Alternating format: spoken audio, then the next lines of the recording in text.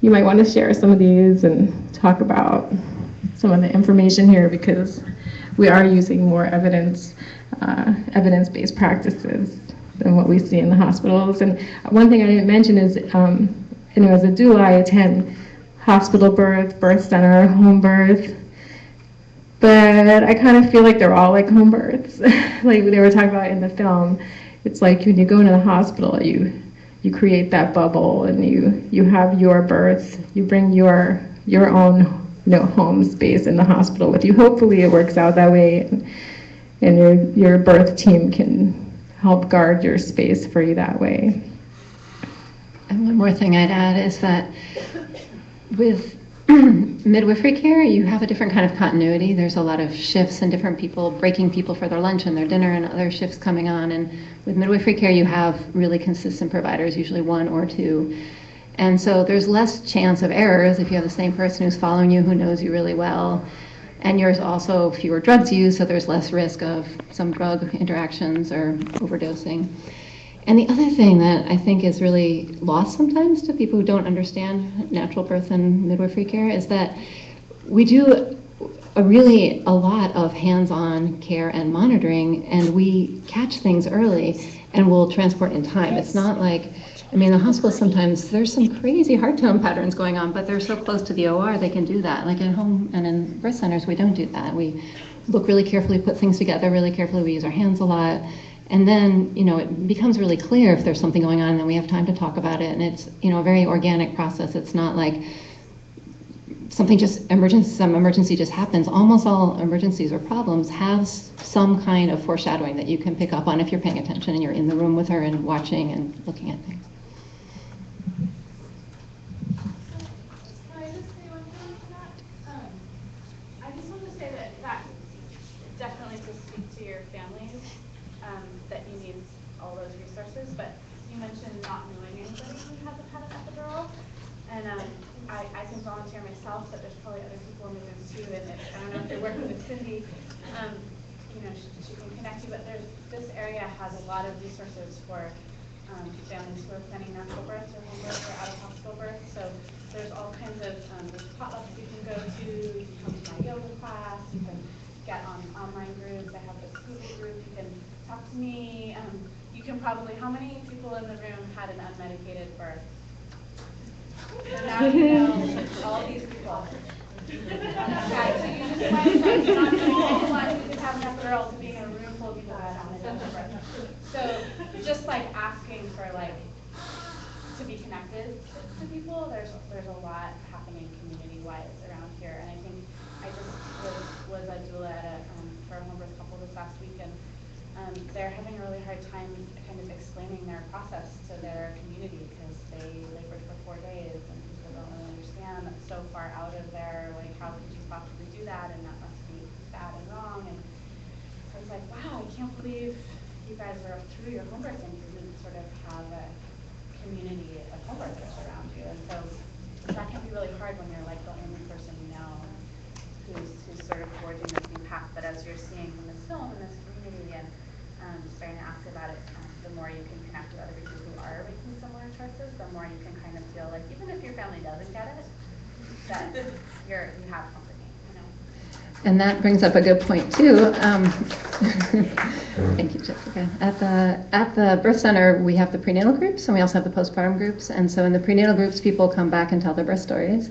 And then also at the postpartum groups, pregnant women go to hear about babies and birth stories and things as well. So you're welcome to come to both of us.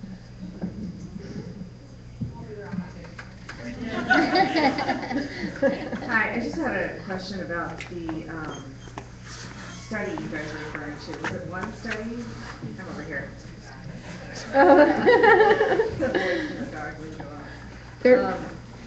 Was that one study in the British Medical Journal, or was that two different studies you guys were talking about? I was referring to two. There's one home birth study in the British Medical Journal. Okay. And then there's another study that came out really recently that's a birth center study that's 15,000 plus women. So there are two different studies. And that was also published in the British Medical Journal? No, that was a different journal. Do you know what journal that was? I should know. I just read that it. number is pretty impressive. If you Google it, you'll find it easily, because it came out, I think it was February. Yeah, really recently. Okay, great. Yeah. I'm gonna print that out and post it in my doctor's lounge. Journal of Women's Health. Journal of Women's Health. Thanks, Chris. Thank you. Thank you so much. We have one of the people who works with the Division of Research with the Midwives Alliance of North America that published that got that study published, sitting right here. He works for them. So. Well, thank you all very much, and I think we will start wrapping up this whole evening because time is still ticking along. And again, I want to thank everybody for coming out, but come and look over here because we got a little bit of a raffle going on, and only a few of you are left, so some of you guys are going to get really lucky. And all right, then the first raffle ticket, coming right up, goes to, pick one out, Max. Okay, good. Ah, good point. You get the lights turned on? The mystery of the raffle ticket. I'm gonna pick one then.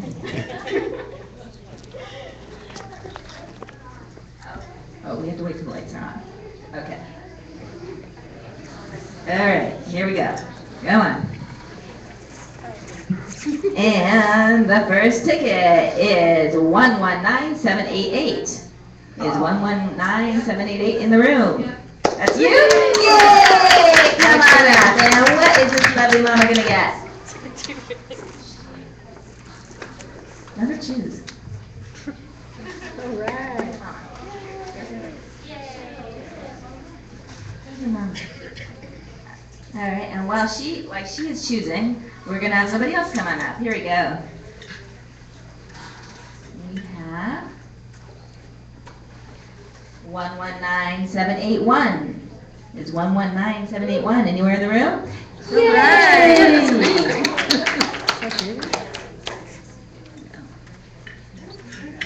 All right, one more. I told you we had a lot of good stuff up here. Let's see. 119792. Anybody have 119792? One more. 119792. Going. All right. There we go.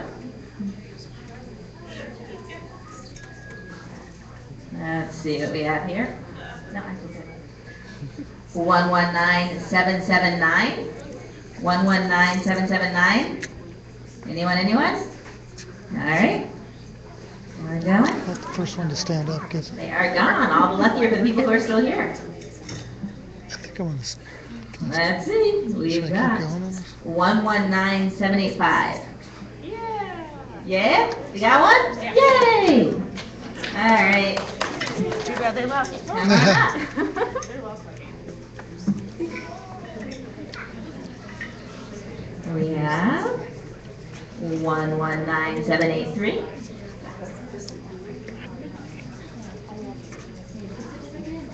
We've got 119783. Anyone? 119783? Gone. All right.